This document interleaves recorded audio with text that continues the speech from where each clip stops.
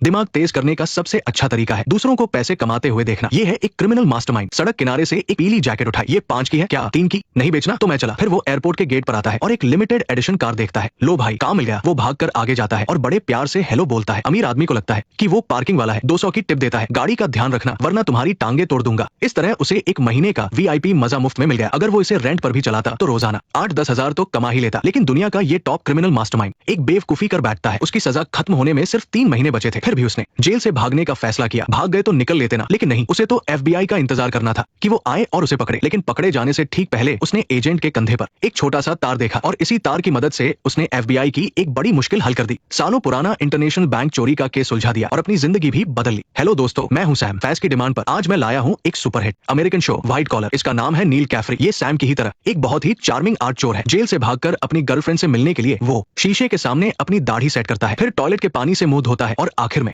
अपने बाल बनाता है। हाँ, सैम भी कुछ ऐसा ही दिखता है। वो बहुत पहले से छिपा कर रखी गई गार्ड की यूनिफॉर्म निकालता है, उसे पहनता है, एक गहरी सांस लेता है और बड़े आराम से गार्ड्स के वॉशरूम से बाहर निकल आता है। फिर कैदियों की हैरान नजरों के बीच बड़े कॉन्फिडेंस के साथ काम पर निकल पड़ता है। जिसने भी ये किया है वो जानता है कि इस वक्त टांगे कांपने लगती है। फिर वो एक लंबी सी गैलरी पार करता है। किसी गार्ड का ध्यान नहीं जाता क्योंकि कोई सोच भी नहीं सकता कि एक कैदी इतना शातिर हो सकता है। अपने बनाए गए प्लान के हिसाब से चलकर आखिरकार उसे बाहर जाने वाला मेन गेट दिख जाता है। वो अपना बनाया हुआ की कार्ड निकालता है और उसे सेंसर पर स्वाइप करता है और बस आजादी सामने ही है। तभी अचानक एक गार्ड उसे रोक लेता है। उसकी तो जान ही निकल जाती है। किस्मत से उस गार्ड को लगता है कि वो कोई नया गार्ड है और इस तरह ये क्रिमिनल मास्टरमाइंड बड़े स्वैग के साथ मेन गेट से जेल से भाग जाता है। नील कैफरी जालसाजी के जुर्म में 4 साल की सजा काट रहा था। वो शेयर मार्केट में धोखाधड़ी, आर्ट की चोरी और ब्लैकमेलिंग में एक्सपर्ट है। मतलब ऐसा कुछ भी नहीं जो वो नहीं कर सकता। वहां से भागने के लिए वो पार्किंग में एक कैश वैन ढूंढ लेता है। जी हाँ, उसे कार चुरानी भी आती है। फिर वो एक कैसेट लगाता है और गाना बजाते हुए उसका सफर शुरू होता है। नील के भागने की खबर आग की तरह फैल जाती है। नील के केस के इंचार्ज थॉम्पसन खुद पीटर बर्ग को उसे वापस पकड़ कर लाने की जिम्मेदारी देते हैं। पीटर बर्ग FBI का हिस्सा है और फिलहाल न्यूयॉर्क में इन्वेस्टिगेशन टीम चलाता है। पीटर ही इकलौता ऐसा एजेंट है जिसने नील को पकड़ा था। ऑर्डर मिलते ही बर्ग तुरंत जांच करने के लिए जेल पहुंचता है। थॉम्पसन वहां की स्थिति देखकर हैरान रह जाते हैं।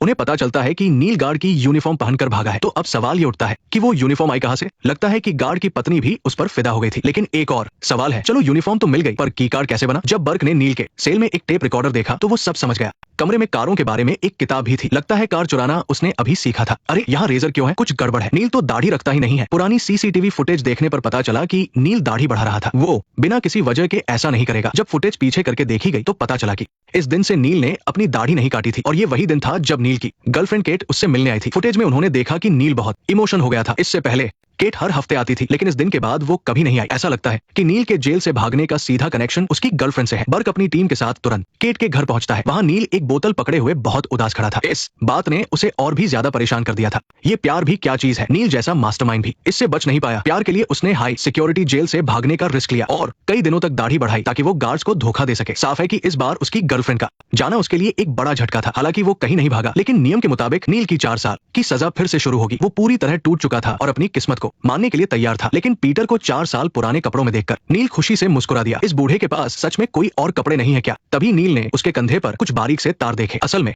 नील के भागने से पहले पीटर एक बैंक चोरी की इन्वेस्टिगेशन कर रहा था। FBI को एक सुराग मिला था कि चोर ने इस बैंक के लॉकर में कुछ सबूत छोड़े हैं। ताला खोलने वाले एक्सपर्ट्स अपना काम कर रहे थे। वो 3 साल से इस केस के पीछे पड़े थे और अब आखिरकार उन्हें कामयाबी मिलने वाली थी। जैसे ही लॉकर खुलने वाला था पीटर को कुछ गड़बड़ लगी। तभी वहां धमाका हो गया। किसी को चोट तो नहीं आई लेकिन ये बहुत बड़ी बेइज्जती थी। चोर ने उन सबको बेवकूफ बना दिया था। पीटर उन्हें डांटते हुए अपने कपड़ों से मलबा साफ कर रहा था जिसमें से वो बारीक सा तार भी था। वहां मौजूद हार्वर्ड के पढ़े लिखे लोगों में से किसी को भी नहीं पता था कि ये चीज क्या है। लेकिन नील ने उसे सिर्फ एक नजर में पहचान लिया और इसी एक बात से किस्मत का पहिया पूरी तरह से घूम गया। पहले तो पीटर को लगा कि वो बकवास कर रहा है लेकिन जांच करने पर कनाडा की सीक्रेट सर्विस भी हैरान रह गई। उन्होंने पूछा कि उन्हें इस टॉप सीक्रेट के बारे में कैसे पता चला लेकिन पीटर ने ध्यान नहीं दिया। लगता है नील सच में बहुत टैलेंटेड है। तो पीटर ने अपना वादा निभाया और नील से मिलने गया। लेकिन इस लड़के ने आते ही एक डिमांड रख दी कि उसे सरकारी नौकरी चाहिए और बदले में वो FBI को उस बैंक चोर को पकड़ने में मदद करेगा। ये रहा कॉन्ट्रैक्ट। अगर फिर भी भरोसा ना हो तो GPS एंकलेट भी तो है ना। ये नहीं हो सकता। उसे बाहर छोड़ दिया और वो फिर भाग गया तो कहाँ ढूंढेंगे। GPS एंकलेट भी कोई जादू नहीं है लेकिन अगर उसे बाहर नहीं निकाला तो कहानी आगे कैसे बढ़ेगी। आखिर में किसने उसकी मदद की। पीटर की पत्नी एलिजाबेथ ने। वे कुछ साल पहले एक बार मिले थे लेकिन उसे नील काफी अच्छा लगा था। पीटर ने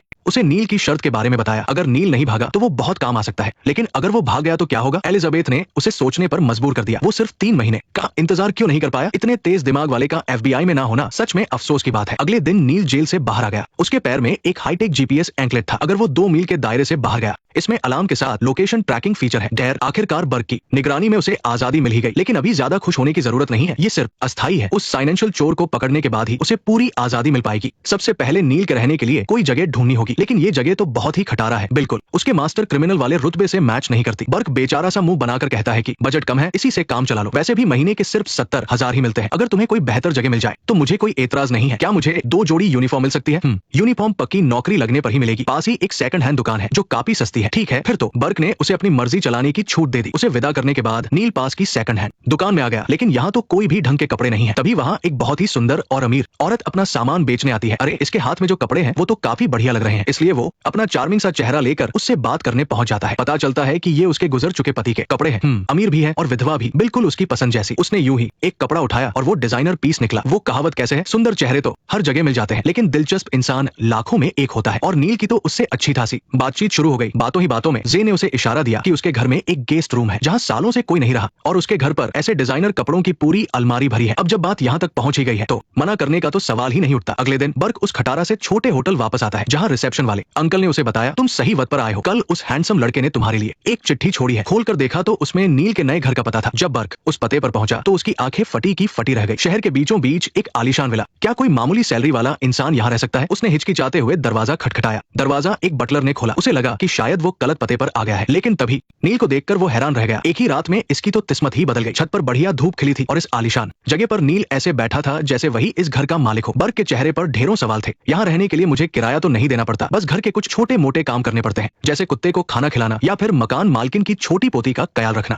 अच्छा, तो ये यहाँ नैनी का काम कर रहा है। ये सुनकर बर्ग के दिल को थोड़ी तसल्ली मिली, लेकिन तभी मकान मालकिन की पोती वहां आ गई। उसे देखकर बर्ग के दिल पर छुरियां चल गई। मालकिन की पोती तो बहुत ही हॉट थी, ये देखकर उसे बहुत जलन हुई। बर्ग को इस वक्त ऐसा लग रहा था मानो किसी ने उसके मुंह का स्वाद बिगाड़ दिया हो। जब तक नील कपड़े बदलने गया, बर्ग ने भी अपना पेट भरने का इंतजाम कर लिया। पैसे होना भी क्या कमाल की चीज है। यहाँ की कॉफी का स्वाद तो एकदम लाजवाब है, बहुत बढ़िया, एकदम झकास। जब नील अपने शानदार डिजाइनर सूट में तैयार होकर आया तो बर्ग उसे देखकर जल भुन गया। अब ऐसा लग रहा था जैसे बर्ग उसका कोई छोटा मोटा असिस्टेंट हो। उसने नील को समझाते हुए कहा कि उसे ये सब दिखावा नहीं करना चाहिए। ये इटालियन कॉफी और आर्ट्स पढ़ने वाली जवान लड़कियां तुम्हें सिर्फ बर्बाद ही करेंगी। सच में दोस्तों की तरक्की देखकर खुशी कम और जलन ज्यादा होती है। जैर, अब काम की बात करते हैं। कस्टम डिपार्टमेंट को उस चोर के बारे में कुछ नए सुराग मिले हैं। इस केस में डेन हमारी मदद करेगी, जो कि एक अंडरकवर एजेंट है। चलो अब सीधा पॉइंट पर आते हैं। कस्टम वालों ने टोनी फील्ड नाम के एक बुक सेलर को पकड़ा है। ये आदमी स्पेन से आया है और इसके पास स्नो व्हाइट की कहानी वाली किताबों के बक्से भरे पड़े हैं। देखने में तो ये किताबें आम लग रही है, लेकिन वो ऐसी किताबों की 3 खेप मंगवा चुका है। इसका राज जानने के लिए बर्ग ने फैसला किया कि वो उससे सख्ती से पूछताछ करेगा। वो जानना चाहता था कि फाइनेंशियल चोर इन किताबों का क्या करेगा। जब वो पूछताछ कर ही रहा था तभी एक आदमी खुद को उसका वकील बताते हुए अंदर आ गया। बर्ग ने अपनी आदत के मुताबिक उन्हें अकेले में बात करने का मौका दे दिया। बाहर आकर उसने कस्टम अफसरों से पूछा कि उन्होंने उसे वकील बुलाने की इजाजत क्यों दी, लेकिन तब तक बहुत देर हो चुकी थी। सब लोग तुरंत उस कमरे की तरफ भागे जहां उसे रखा गया था। वहां से वकील तो ठायब था ही, साथ ही वो आदमी भी मारा गया था। सारे सुराग यही खत्म हो गए और बची तो सिर्फ वो स्नो व्हाइट की किताबें। लेकिन ये सब सिर्फ आम लोगों के देखने का नजरिया था। जब नील ने एक मास्टरमाइंड की तरह उन किताबों को देखा तो उसे पता चला कि ये किताबें मैड्रिड में छपी थी और हर किताब का पहला पन्ना स्पेन में बने एक खास खाली पार्चमेंट पेपर से बना था। अगर वो कुछ जाली चीजें बनाना चाहता है तो ये कागज उसके बहुत काम आ सकते हैं। लेकिन आखिर वो चोर बनाना क्या चाहता है? इसके बाद किताबों पर मिली रसीद से उन्हें पता चला कि स्पेन जाने से ठीक एक दिन पहले वो एक म्यूजियम में भी गया था। म्यूजियम के मैनेजर ने बताया कि वो आदमी सच में वहाँ कई बार आ चुका था और हर बार वो स्पेन के एक पुराने बॉन्ड को ही देखने आता था। उसका कहना था कि वो उस पर एक किताब लिख रहा है। नील ने बर्ग से वो पार्चमेंट पेपर निकालने को कहा। इसका साइज उस बॉन्ड से एकदम मैच कर रहा था। इत्तेसाद से वो बॉन्ड भी उसी साल का बना हुआ था। उस जमाने में इसे स्पेन और उसके सहयोगियों की जंग के लिए सपोर्ट के तौर पर बनाया गया था, लेकिन आज के वक्त में इसका सिर्फ एक ही असली पीस बचा है। बाकियों का कुछ अता पता नहीं है और इतनी रेयर चीज होने की वजह से इसकी कीमत भी करोड़ों में है। मामला सच में कुछ गड़बड़ लग रहा था। कोई हैरानी की बात नहीं कि ये बॉन्ड यहाँ आए हुए सिर्फ एक हफ्ता ही हुआ था कि ये चोरी हो गया। लैब में जांच करने पर पता चला कि इसकी इंक वाकई में 6 दिन पहले ही लगाई गई थी। इसका मतलब है कि वो चोर एक बिल्कुल असली दिखने वाला नकली बॉन्ड बना चुका है। लेकिन फिर उसने असली बॉन्ड क्यों चुराया? ये बात नील को तुरंत समझ आ गई, क्योंकि अगर वो उसकी जगह होता तो वो भी यही करता। दरअसल ये बॉन्ड भारी रकम का था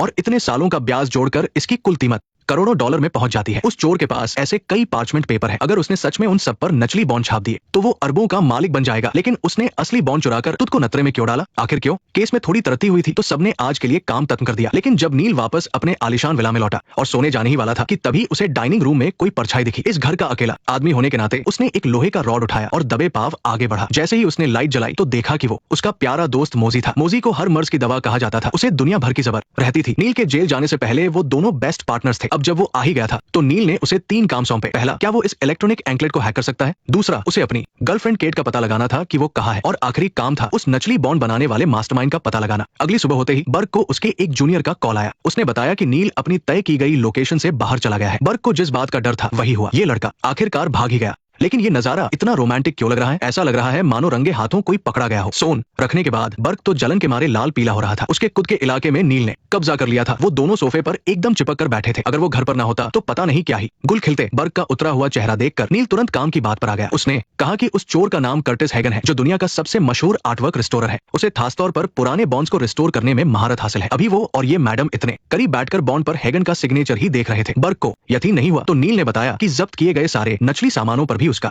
अपना एक खुफिया सिग्नेचर है। हर मास्टर आर्टिस्ट को अपना नाम छोड़ने की आदत होती ही है। फिलहाल हैगन 3rd एवेन्यू में एक चर्च को रिस्टोर कर रहा है। अगर यकीन नहीं है तो वही जाकर सुराग ढूंढ लेते हैं। नेक्स्ट पार्ट देखने के लिए वीडियो को लाइक करो।